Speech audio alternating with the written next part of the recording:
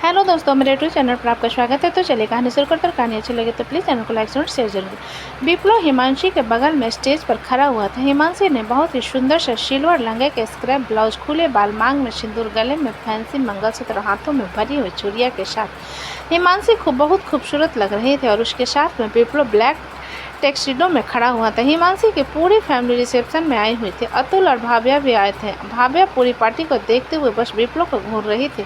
Reception party शुरू हुई और जब दामिनी भाव्या के पास आकर खड़ी होते हुए विप्लव को घूर रही हो, अचानक दामिनी की आवाज़ से भाव्या थोड़ी चौंक गई और इधर उधर देखने लगी तो अतुल बाकी लोगों की बात कर रहा था, जिसे देखकर भाव्या ने गहरी सांस भरी और दामिनी से बोली, जी नहीं, आप कौन हैं? भाव्या के सवाल पर दामिनी मुस्कुराते थे, अरे बेटा, मैंने तुम्हें शोभित और अदिति के सगाई में देखा था। उसके बाद तुम मेरे बेटे के रिसेप्शन में भी तो आई थी, विप्लव की गर्लफ्रेंड बनकर। लेकिन देखो किस्मत कितनी बुरी चीज़ है, जहाँ स्टेज पर तुम्हें होना चाहिए तुम्हारी ननद खड़ी हुई है। दामिनी की बात सुनकर भाव्या उसे देखते हुए, शायद आप विप्लव की बुआ है, मैंने सही गेस किया ना? जिसके जवाब में दामिनी अपना सर हिला, हाँ, तुमने बिल्कुल सही सोचा, मैं विप्लव की बुआ ही हूँ। जिसे सुनकर भाव्या मुस्कुराते हुए बोली, बुआ जी? विप्लव काफ़ी बात करता था आपकी, यही कि आप एक नंबर की चालबाज औरत है। और वैसे आज मैंने देख भी लिया कैसे आप मेरे माइंड को वॉश करने आई हैं। भाव्या की बात पर दामिनी उसे गुस्से से घूरने के बाद मुस्कुराते, वैसे दिल टूटने के बाद हर लड़की इसी तरह से बाकी बातें करती है। लगता है आप काफ़ी एक्सपीरियंसड है, इसलिए मुझे एडवाइस दे रही हैं, भाव्या ने जवाब दिया। जिसे सुनकर दामिनी अपने आप को कंट्रोल करते हुए मुस्कुराई, एडवाइस होती है बेटी देने के लिए, और मैंने सुना तुम्हारी शादी को 4 साल हो गए लेकिन तुम्हारा कोई बच्चा नहीं है। दामिनी की बात पर भाव्या उसे घूरने लगी तो दामिनी मुस्कुराते हुए आगे बोले, वैसे ज़्यादा बड़ी बात नहीं है, तुम्हें ज़्यादा परेशान होने की ज़रूरत नहीं है। क्या पता तुम्हारे पति में ही कोई बुराई हो, तुम तो काफ़ी अच्छी दिखती हो। जिसे सुनकर भाव्या अपने दांत पीसते हुए बोली, बुआ जी जरा सोच समझ कर बात कीजिएगा यहाँ पर। अरे अरे बेटा, तुम भड़क क्यों रही हो? मैंने बिल्कुल सटीक बात की है। अब अगर तुम्हारे अंदर कोई कमी नहीं है और बच्चा हो नहीं रहा तो जाहिर सी बात है कि तुम्हारे पति में ही खोट है, उसका अच्छे से इलाज करवाओ। दामिनी ने सातिल मुस्कान लिए कहा, जिस पर भाव्या दामिनी के इग्नोर कर वहाँ से जाने लगी तो दामिनी उसके हाथ को पकड़ते हुए बोली, अरे बेटा, मेरी बात अभी पूरी नहीं हुई। देखो तो विप्लव और तुम्हारी ननद कितने अच्छे लग रहे हैं। अगर मैं तुम्हारी जगह होती ना तो लपक कर पकड़ लेती। विप्लव को इतना सुंदर लड़का और इतने बड़े सारंग अंपायर का छोटा राजकुमार और उसकी पत्नी उसकी रानी, मज़े ही मज़े हैं। दामिनी की बात सुनते ही भाव्या रुक गई और उसे देखते हुए, मैं शादीशुदा हूँ बुआ जी। तो क्या हुआ, तुम्हारे पति का तो बच्चा हो नहीं रहा तो विप्लव के साथ ट्राई क्यों नहीं करती? सोचो, तुम्हारा बेटा सारंग खानदान में हिस्सेदार होगा और ज़रूरत पड़ी तो अपने पति को बताना मत। दामिनी के कान भरते हुए कहा। जिसे सुनते भाव्या के चेहरे के एक्सप्रेशन चेंज हो गए और वो विप्लव की तरफ देखने लगी, जो कि हिमांशी को बार बार छेड़ रहा था। जिसे देखते हुए भाव्या दामिनी से बोली, वैसे विक्रम भैया आप ही के बेटे हैं, आप ही के पति के बेटे हैं ना? या आप जिस तरह से मुझे एडवाइस दे रही हो उनके फादर कोई और है? भाव्या की बात पर दामिनी अपने दांत पीसते हुए, अब तुम ज़्यादा बोल रही हो। मैं अब बिल्कुल सही बोल रही हूँ। आपको शर्म नहीं आती? अपने ही भतीजे की गृहस्थी बिगाड़ना चाहती हो आप? भाव्या ने गुस्से में कहा। जिसे सुनकर दामिनी कटाक्ष भरी आवाज़ में बोली, और उसका क्या, जो उसने तुम्हारे और तुम्हारे पति के बीच में दरार ला दिया? उसे सब कुछ बता दिया कि तुम्हारा और उसका रिश्ता क्या था, जिस कारण तुम्हारा पति अब तुमसे सीधे मुंह बात भी नहीं करता। दामिनी की बातों को सुनते भाव्या अतुल की तरफ देखने लगी, जो कि बाकी सारे गेस्ट से बात कर रहा था। जिसे देखते हुए भाव्या ने विप्लव की तरफ देखा, जो कि काफ़ी खुश लग रहा था। जिसे देखकर भाव्या की मुठ्ठियाँ कस गई। भाव्या के चेहरे के एक्सप्रेशन को देखते हुए दामिनी ने तीर मारा, विप्लव भले ही बरबोला है लेकिन उसके पास टैलेंट की कोई कमी नहीं है, और तुम भी दिखने में काफ़ी सुंदर है। एक बार फिर विप्लव को अपने प्यार के जाल में फंसा सकती हूँ, लेकिन इस बार छोड़ना नहीं। लेकिन वो कैसे? भाव्या ने पूछा। जिसके जवाब में दामिनी उसकी तरफ एक शीशी बढ़ाते हुए, हिमांशी के जूस में इसे मिला दो और विप्लव के कमरे में उसकी जगह तुम चली जाओ। रात के अंधेरे में कोई नहीं पहचान पाएगा। दामिनी की बात पर भाव्या उस शीशी को लेते हुए बोली, ये क्या है? जिस पर दामिनी उसकी बात को इग्नोर करते हुए बोली, आम खाओ, गुठलियाँ मत गिनो। दामिनी के बात पर भाव्या थोड़ी नर्वस होते हुए, मुझे डर लग रहा है। डरने वाली कोई बात नहीं है, तबीयत बहुत ज़्यादा ख़राब है, कहकर यहीं रुक जाओ, और हो सके तो तुम्हारे पति के ड्रिंक में भी मिला देना। दामिनी ने भाव्या को रिलैक्स करते हुए कहा। जिसे सुनकर भाव्या ने अपना सर हिला दिया तो दामिनी उसे छेड़ते हुए बोली, आज रात तुम्हारे मज़े ही मज़े हैं। भाभ्या दामिनी की बात सुनकर हल्का सा मुस्कुरा दी तो दामिनी उससे कुछ बातें करने लगी। वहाँ पार्टी में अच्छे म्यूजिक चल रहे थे जब रियो और आरोही वहाँ पर चले आए।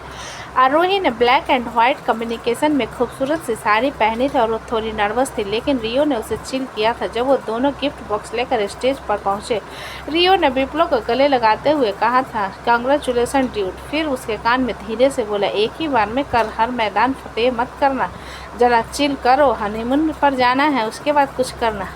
रियो की बात सुन विप्लव उसे घूरते बोले, तू कहना क्या चाहता है? नहीं तुझे लगता है कि मैं मरा जा रहा हूँ? उन दोनों की बात सुन हिमांशी और आरोही उसकी तरफ देखने लगे तो रियो थोड़ा एम्ब्रासेंट में भरते हुए विप्लव से बोला, माफ़ कर दे, मैं कुछ नहीं बोल रहा, तुझसे कुछ कहना ही बेकार है।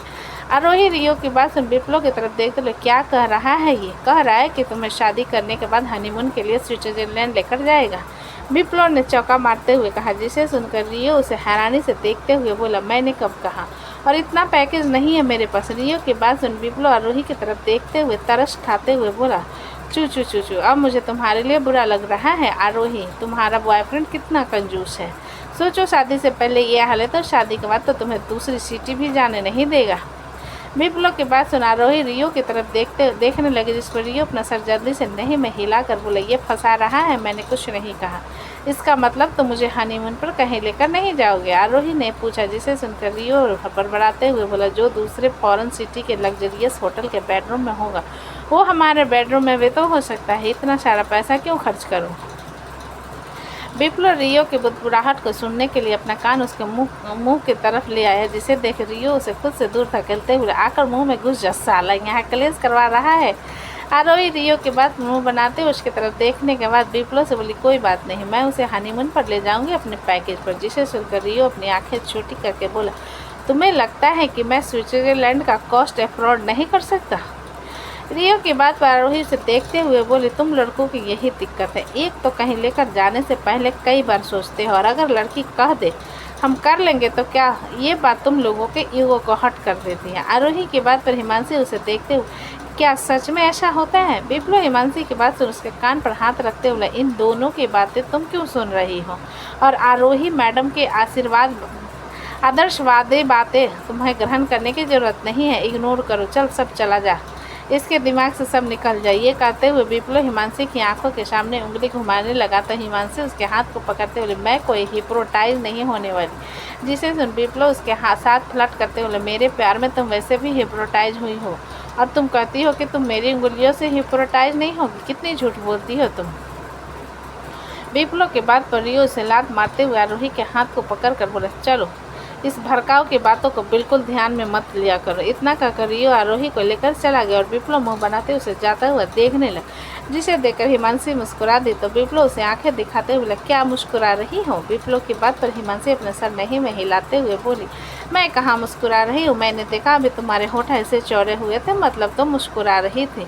विप्लव हिमांशी के गाल को पकड़ खींचते हुए कहा, जिसमें हिमांशी उसके हाथ को अपने गाल से हटाते हुए बोली, फोटोग्राफर ऐसे हमारी तस्वीर खींच लेगा?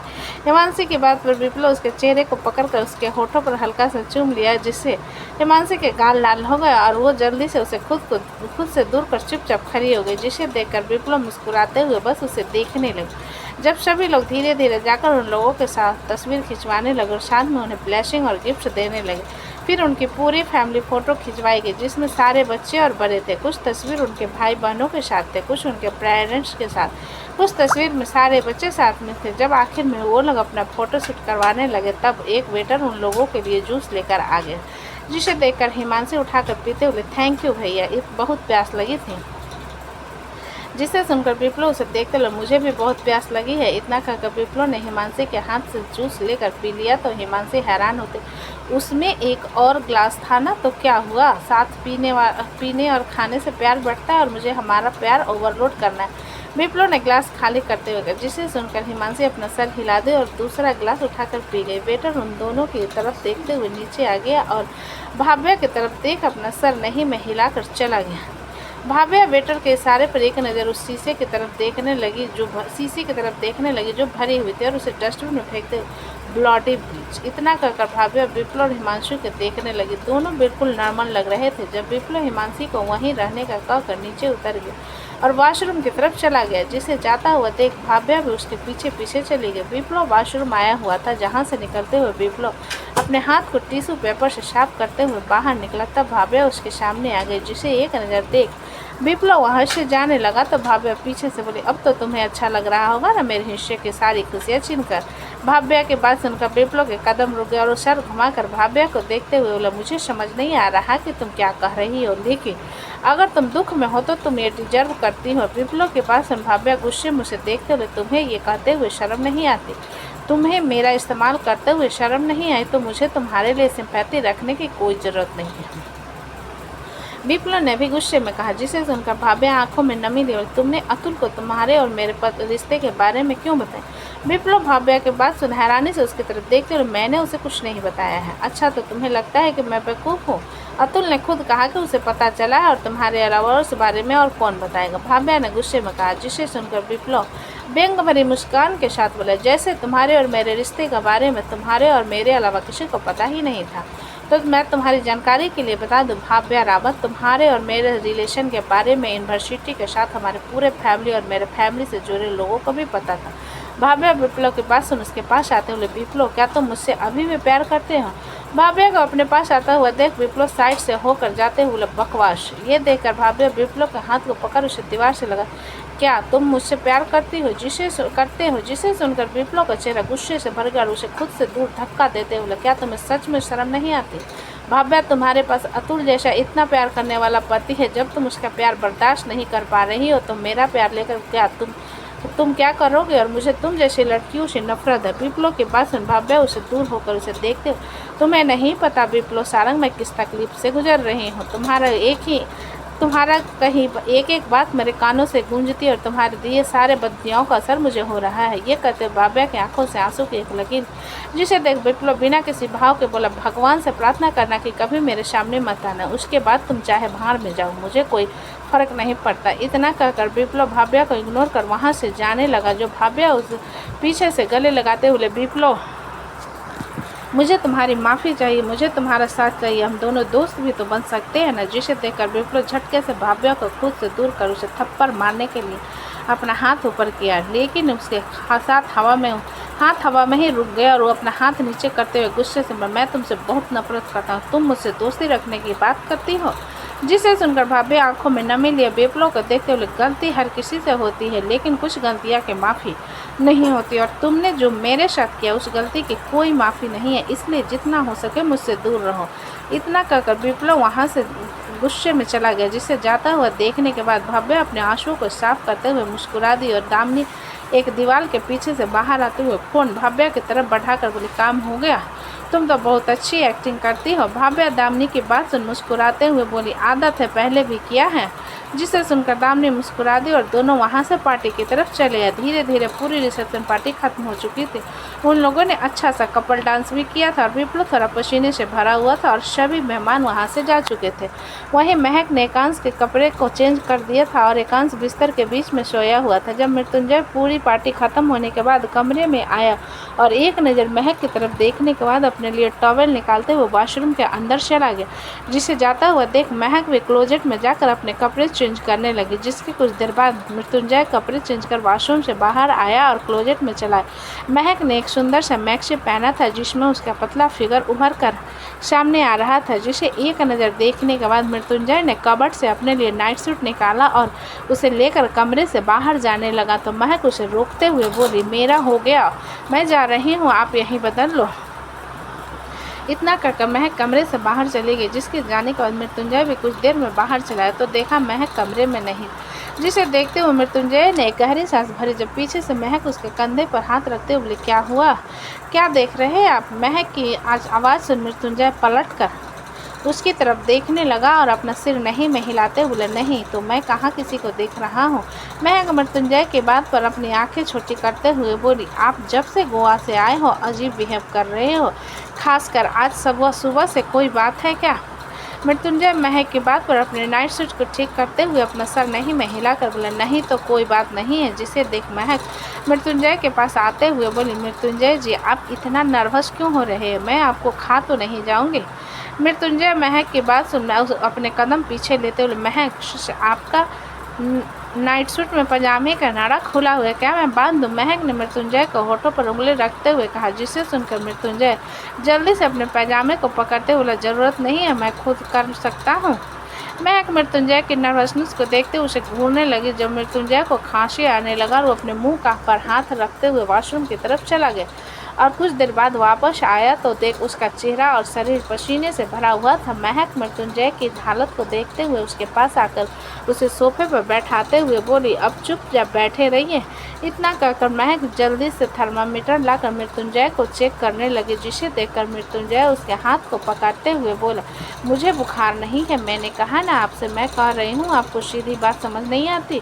महक ने मृत्युंजय को छिड़कते हुए कहा, जिसे सुनकर मृत्युंजय मुंह बनाते हुए चुपचाप बैठा रहा। तो महक ने देखा मृत्युंजय के नाइट सूट पर लाल निशान लगा हुआ था, जिसे देखते हुए महक उसके नाइट सूट को पकड़कर बोली, आपकी चोट पर लगी है क्या? ये कहते हुए महक मृत्युंजय को चेहरे को देखने तो मृत्युंजय फिर से खांसने लगा। तो महक ने उसे टिश्यू पेपर देते हुए कहा, पक्का आपको खांसी हो गई है, कल डॉक्टर के पास चलेंगे, कहीं बाहर के खाने पीने के कारण आपको वायरल सिकनेस ना हुआ हो।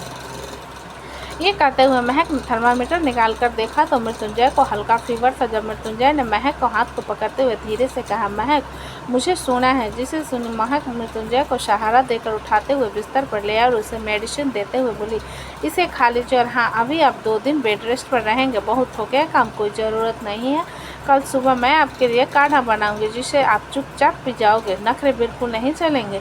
मृत्युंजय महक की बातों को सुनते हुए चुपचाप लेट गया। तो महक उसे मेडिसिन की तरफ इशारा करते हुए बोली, ये कौन खाएगा? जिसे देखकर मृत्युंजय उठकर बैठ मेडिसिन खाकर फिर से लेटे हुए बोला, तुम बहुत बोलती हो। इतना कहकर मृत्युंजय एकांश को गले लगाते हुए सो गया, जिसे देख महक मुंह बनाते हुए कर अपनी साइड पर सो गई। वहीं सोफे पर पड़े टिश्यू पेपर में लाल धब्बे थे। तो दोस्तों, कहानी कैसी लगी मुझे कमेंट में लिखें। अच्छी लगे तो प्लीज़ चैनल को लाइक करें, सब्सक्राइब करें और ज़्यादा से ज़्यादा शेयर करें। कहानी को पूरा सुनने के लिए धन्यवाद।